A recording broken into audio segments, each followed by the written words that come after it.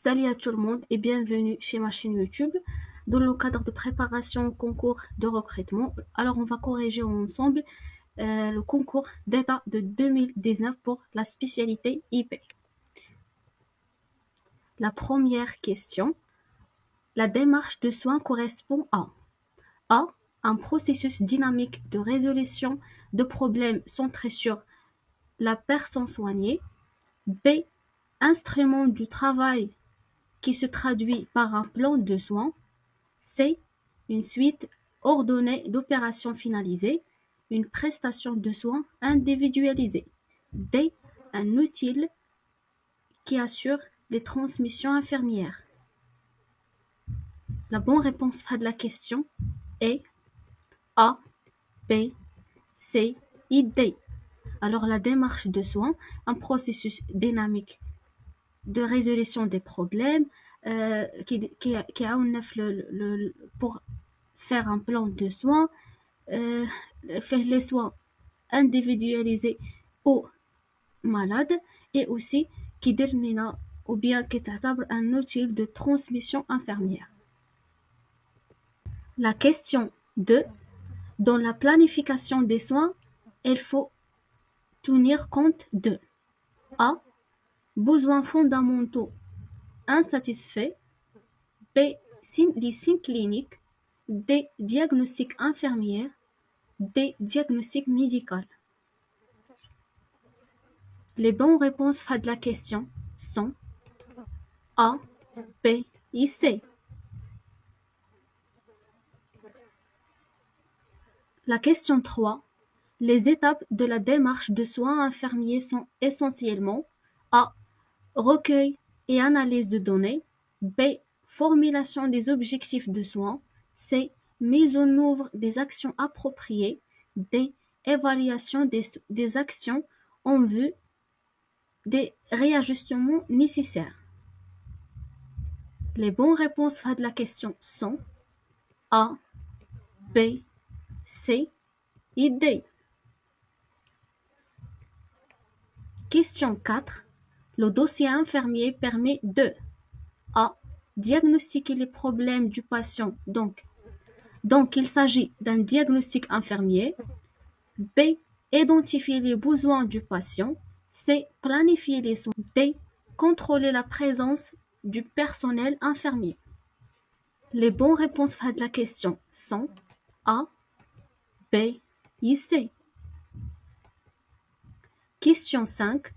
Les principes fondamentaux de l'éthique professionnelle en soins infirmiers sont A. Le respect de l'autonomie. B. La bienfaisance. C. La malfaisance. D. La justice. Les bonnes réponses de la question sont A, B et D.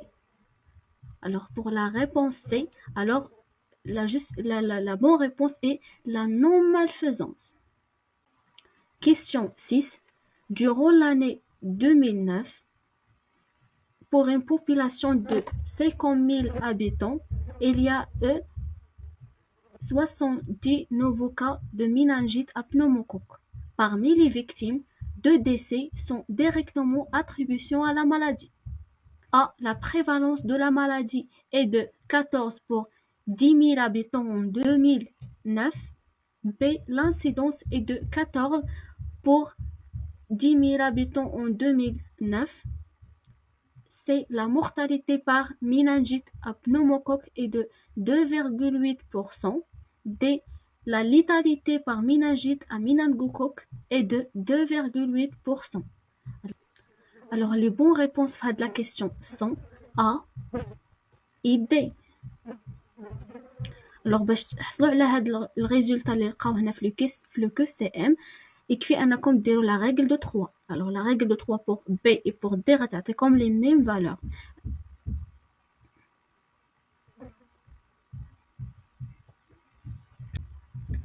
Question 7. L'atteinte brusque et massive de la population par une maladie épidémique correspond à A. Une pandémie. B. Une épidémie. C. Une endémie. D. Un cas sporadique. La bonne réponse de la question est B. une épidémie. Question 8. La numération formelle sanguine NFS renseigne sur A. Les maladies cardiaques, B. Les maladies du sang, C. Les maladies hépatiques, D. Les maladies infectieuses. La bonne réponse à la question est B. Les maladies du sang. Question 9. Devant une diarrhée avec sel glairose et sanglant, le médecin suspecte une amébiase colique. Quel examen permet de faire le diagnostic? A. L'hémoculture, B. La coproculture des selles, C. L'examen parasitologique des selles, D. La sérologie de l'amébiase. Les bonnes réponses à la question sont C et D. Question 10. La voie de transmission de la bilharziose est A. La transmission par contact direct entre la personne infectée et l'hôte réceptif, B. La transmission hydrique, C. La transmission par la voie aérienne, D. La transmission par un vecteur animal. La bonne réponse à la question est B. La transmission hydrique. Question 11. L'homme développe le kyste hépatique par A. La consommation de la viande mal cuite, B. La consommation d'une ou contaminée par un œuf de parasite, C. L'ingestion de produits contaminés par un œuf de parasite existant dans le déchet du chien, D. La consommation des viscères du mouton contaminés par le parasite. Les bonnes réponses à la question sont B et C. Alors, هنايا غادي نعرفوا que la forme infestante ديال le kyste hépatique de la maladie est l'œuf. Question 12. Pour le lavage simple des mains, le savonnage doit se faire pendant A. 10 à 20 secondes, B. 20 à 30 secondes, C. 5 minutes, D. 10 minutes. La bonne réponse à la question est B. 20 à 30 secondes. Question 13. Les fonctions extractrices du rein sont A. Éliminer les déchets, B. Éliminer les liquides en excès, C. Réguler la pression artérielle grâce à la rénine, D. Régler les taux d'électrolytes. Alors, à la question, talbé maintenant la fonction exocrine du rein.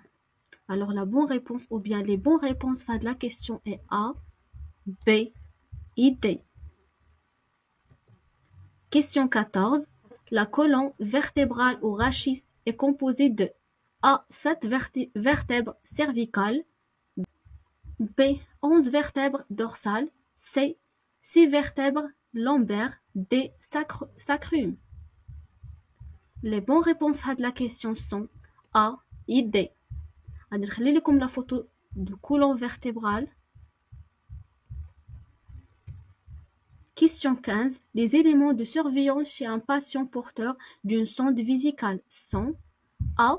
La perméabilité de la sonde, B. L'aspect des urines, C. La température du corps, D. Le pouls et la tension artérielle. Les bonnes réponses à la question est A, B et C. Alors, C, la température, parce que on crée l'infection urinaire. C'est pour cela on surveille la température et aussi l'aspect des urines et la perméabilité de la sonde. Question 16. Les paramètres cliniques à surveiller pendant la transfusion sanguine. A. La tension artérielle. B. La diurèse. C. L'état de conscience. D. La fréquence respiratoire. Les bonnes réponses à la question est A, C et D. Question 17. Le nombre de gouttes correspond à 1 ml de soluté pour calculer le début d'une perfusion. A. 8 gouttes. B. 10 gouttes. C. 20 gouttes. D. 30 gouttes. Alors la bonne réponse est C. 20 gouttes. Alors elle dit règle كنعرفوها c'est que 1 ml ديال لي سوليتي كيعطينا 20 غوت وهذه كتعاوننا باش نكالكوليو لو ديبي d'une perfusion. Question 18. On parle d'une diarrhée persistante lorsqu'elle dure A 7 jours et plus, B 10 jours et plus, C 14 jours et plus, D 15 jours et plus. Alors la bonne réponse est C 14 jours et plus. Question 19. Les paramètres qui doivent être surveillés dans les premières heures d'une réhydratation chez un nourrisson présentant une déshydratation avec collapsus sont A. La modification du pli cutané, B.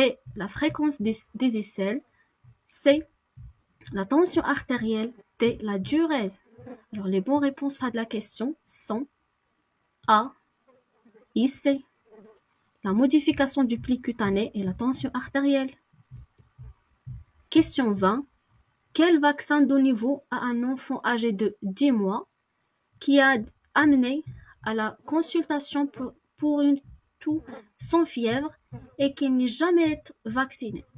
A. BCG, polio 1 et penta 1.